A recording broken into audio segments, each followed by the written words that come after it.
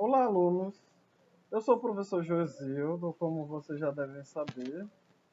Nós vamos estar juntos nesse terceiro período, no quarto, e acredito que os próximos anos.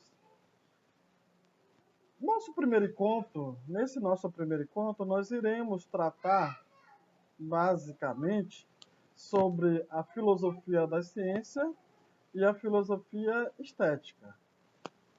Na filosofia das ciências, e eu acredito que você já deve ter estudado sobre os tipos de conhecimento, que é o conhecimento mítico, conhecimento religioso, o conhecimento do senso comum, o conhecimento artístico, ou conhecimento filosófico e, por fim, o conhecimento científico.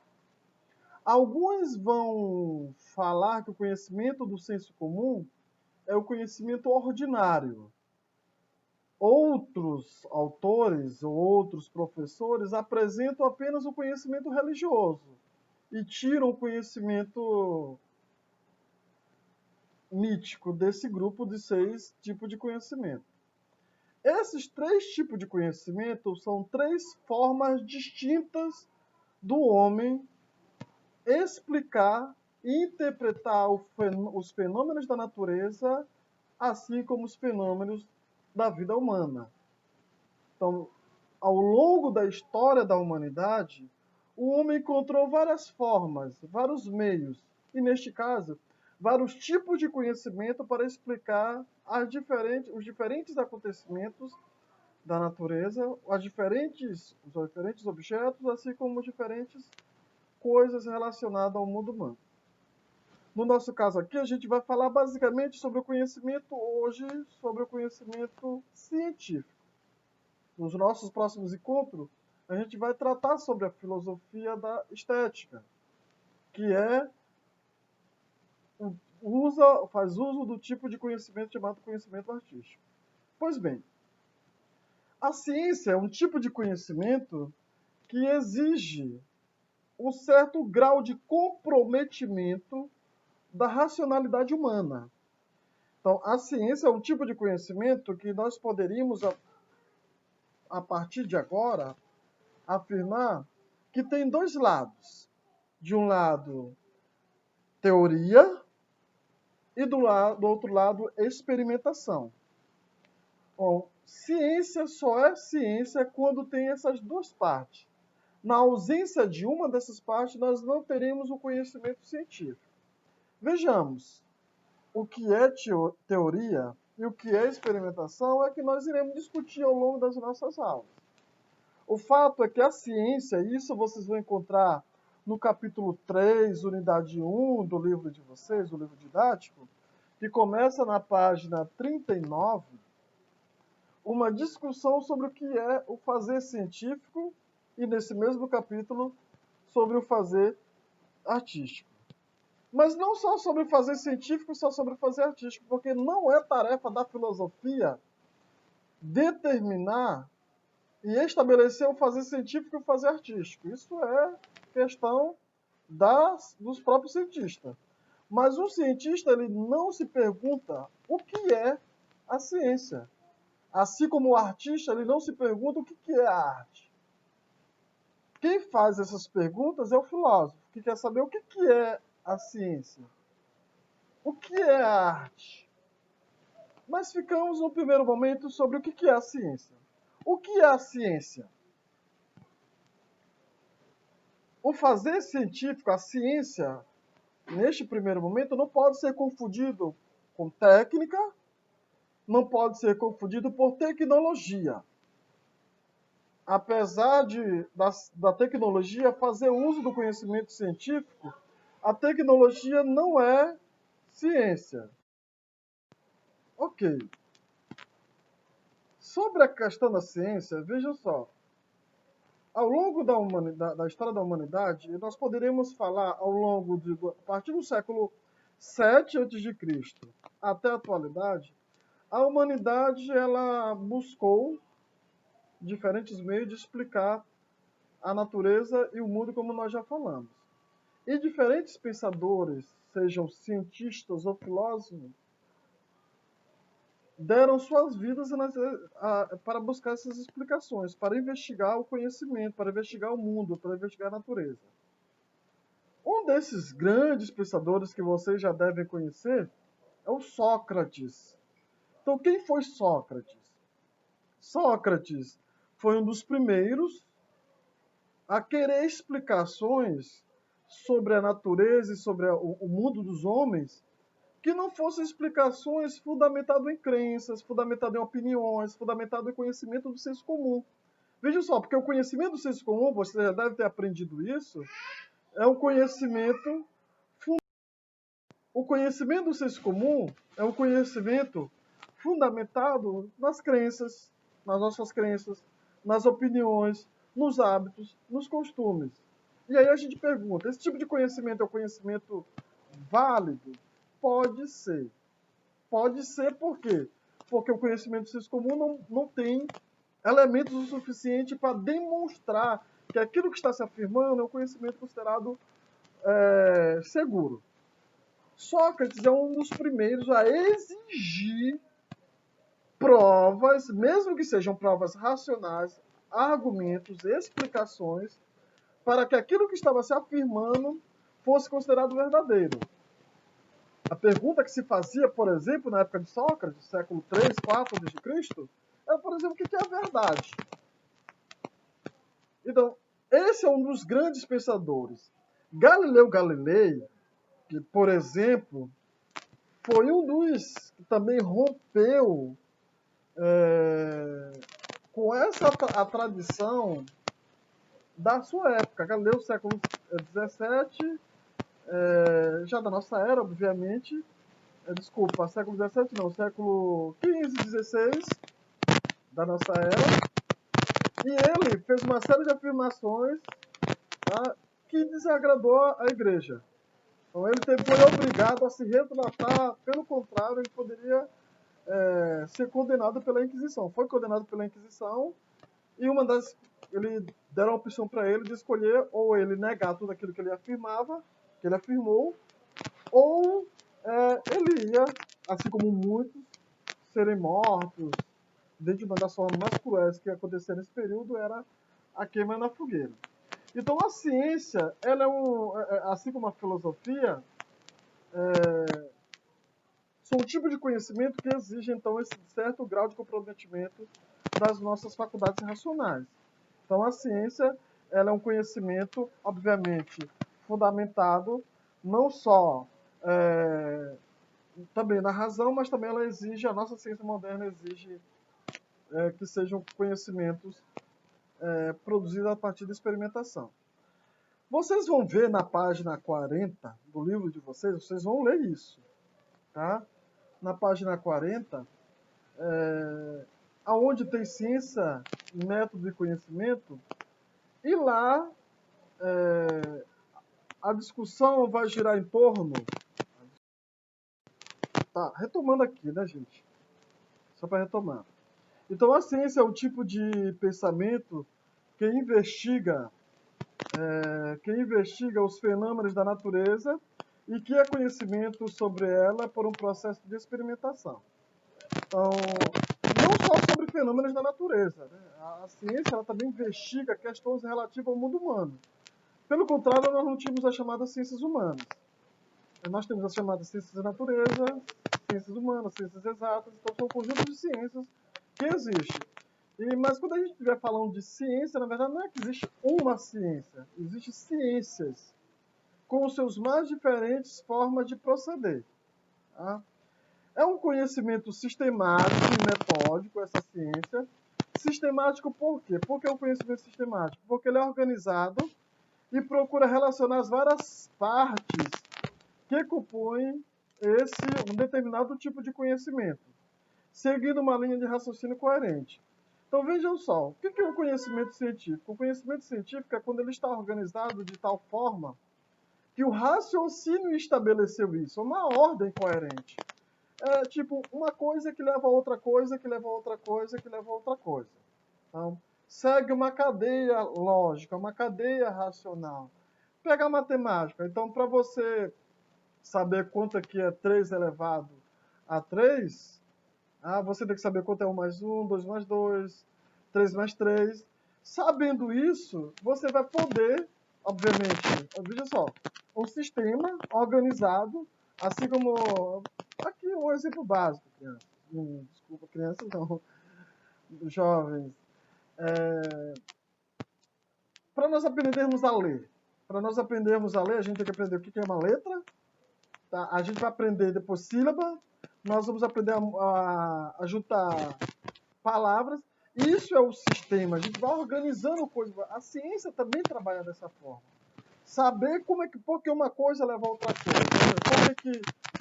Porque uma pessoa está sentindo uma febre.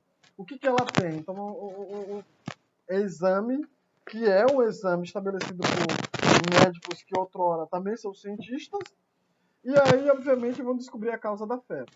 Então, por isso que é sistemático. Então, tem relacionadas várias partes que compõem o todo, né? Ele é metódico porque segue o caminho previamente estabelecido. Então, sim, o conhecimento científico, ele é metódico, método. O que é isso, esse metódico, né? Metódico é quando tem um caminho, imagine um caminho. Um caminho que não é você precisa percorrer para chegar a um determinado lugar, mas vejamos, para chegar a esse determinado lugar, esse caminho não foi você que estabeleceu, foi outro. Foi outro que estabeleceu. Para você chegar até lá, nesse caminho, no teu destino, você obrigatoriamente precisa seguir aquele caminho. Se seguir outro, você vai chegar a um outro lugar, mas não é aquilo onde você quer chegar. Então, a ciência também é dessa forma. Se ela quer investigar, por exemplo, qual é a causa do aquecimento da Terra, tem que estabelecer um caminho e o cientista tem que seguir aquele caminho para chegar até onde se quer. Tá? Aí, o cientista já vai saber o final, aonde vai chegar. Esse onde vai chegar, gente, esse final é a hipótese.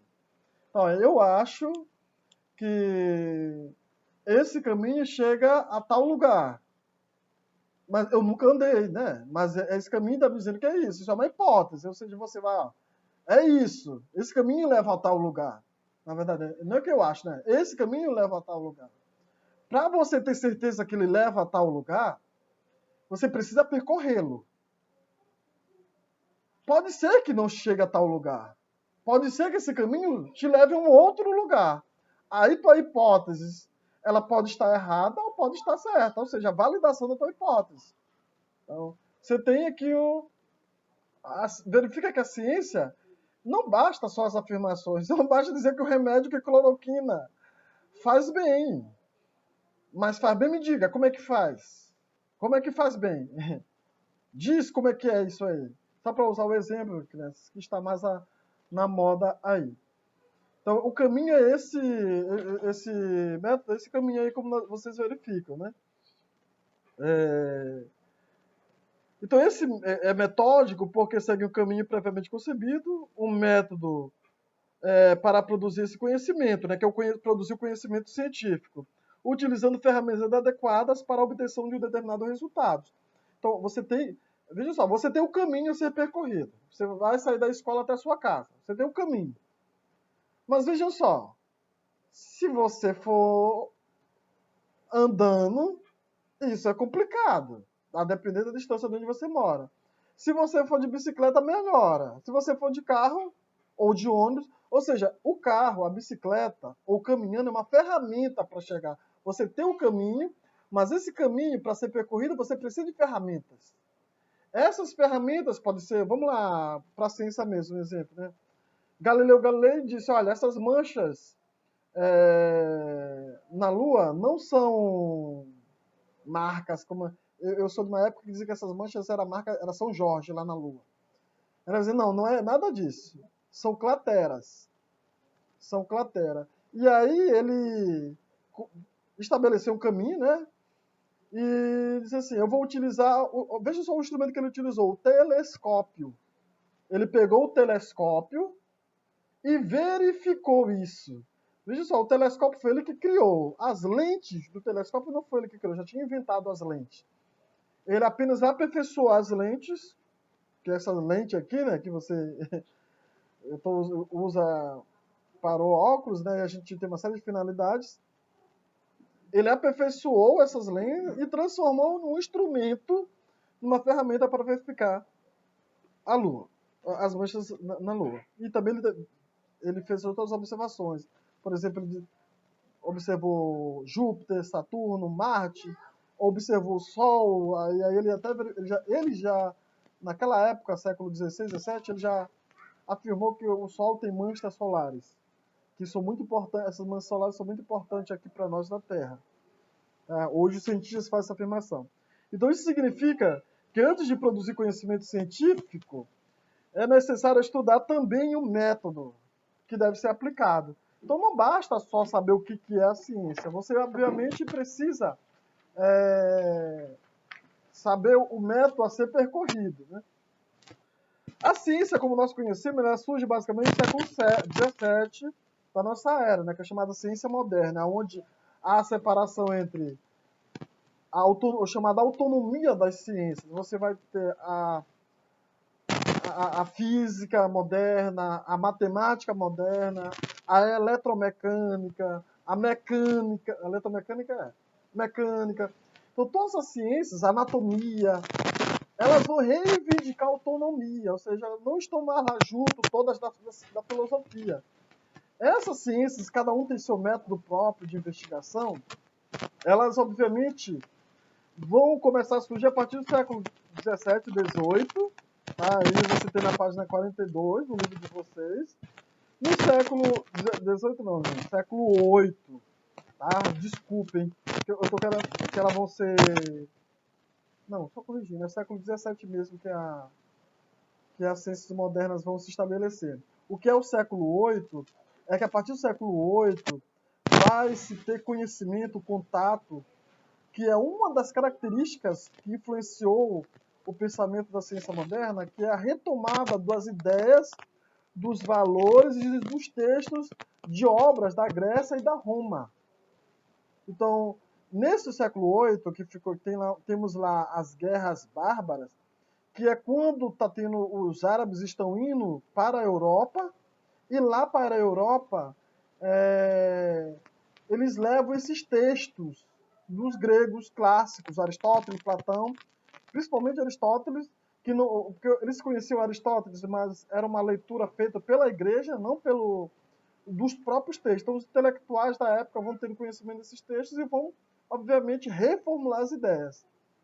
Assim como a grande produção do conhecimento da Roma Antiga. Isso foi uma das características que influenciou no nascimento das ciências modernas. Uma outra característica foi as grandes navegações. Como vocês sabem, né, os europeus descobriram, né, entre aspas, por causa das navegações. As navegações possibilitou que eles tivessem contato com outras culturas, outros povos. Isso amplia o conhecimento, porque quando você está preso ali numa determinada comunidade, mas sai dessa comunidade e você começa a ter contato com outras pessoas, outras culturas, e isso amplia a forma de você pensar. Por exemplo, é um risco de uma pessoa viver numa comunidade, pode usar o tipo de comunidade religiosa, preso ali naquela comunidade só, obviamente que ela vai pensar segundo aquela comunidade. Mas a partir do momento que ela tem contato com outras formas de pensar, aquele conhecimento dela vai se ampliar. Ela vai, inclusive, ela pode passar a questionar aquele tipo de conhecimento que ela tem, que foi o que aconteceu com essas grandes navegações e também com esses novos textos que foram chegando à Europa. A Reforma Protestante, né, que foi um dos grandes acontecimentos históricos que permitiu que essa ciência moderna se estabelecesse. Por que um dos grandes acontecimentos históricos? Né? Porque originou uma nova mentalidade, né? Ou seja, novos valores, os valores feudais da Igreja Católica, eles foram profundamente questionados. A ética protestante, por exemplo, não condena os altos lucros, nem as práticas como a usura, que era uma mentalidade que possibilitou o desenvolvimento do capitalismo. Né? ou seja, a propriedade privada, ter posses, bens materiais, isso permitiu, inclusive, para os burgueses, financiar esse novo tipo de conhecimento. Tá? Então, isso contribuiu bastante para o pensamento científico, que também é a reforma protestante, e entre outros acontecimentos. Mas a tipo de introdução, então fica a ideia de que a ciência moderna ela surge a partir do século XVII, mas existe uma série de acontecimentos antes ao século XVII que permitiu que isso acontecesse lá. Por que nascimento do século XVII? Porque houve a separação entre filosofia e a ciência. As ciências elas foram se desmembrando da filosofia. O grande representante desse período é Galileu Galilei. Por que ele é representante desse período? Porque ele é um dos primeiros a utilizar, não ficar só na especulação, porque a filosofia só especula. A filosofia não existe instrumento filosófico para provar o que nós afirmamos. A gente usa dela, conhece dos argumentos, do raciocínio lógico, obviamente, né? A filosofia não é filosofia sem a lógica, ou seja, precisa demonstrar isso tal qual, porque x pode ser y em determinada situação, ou x mais y é igual ao quê? Então, isso também, obviamente, tem que ser de uma demonstração lógica. Então, a ciência ela é um tipo de pensamento sistemático, metódico, que investiga o fenômeno da natureza. Nós vamos, nas nossas próximas aulas, aprofundar essas questões. No mais, fica a ideia de que o conhecimento científico ele é distinto dos demais tipos de conhecimento. Quais são esses tipos de conhecimento? Mitológico, religioso, senso comum ou ordinário, artístico e filosófico. E o conhecimento científico que é o sexto conhecimento. O conhecimento científico ele exige demonstração, comprovação. Mais à frente nós vamos falar, por exemplo, quais são os critérios de demarcação do conhecimento científico, principalmente das ciências experimentais. No mais, até a próxima. Abraço a todos. Leiam o capítulo 3, tá? Principalmente as páginas, na página 39, que é nossos primeiros encontros, até no mínimo até a página 43, de uma leitura bacana. E no mais a gente se encontra nos próximos encontros.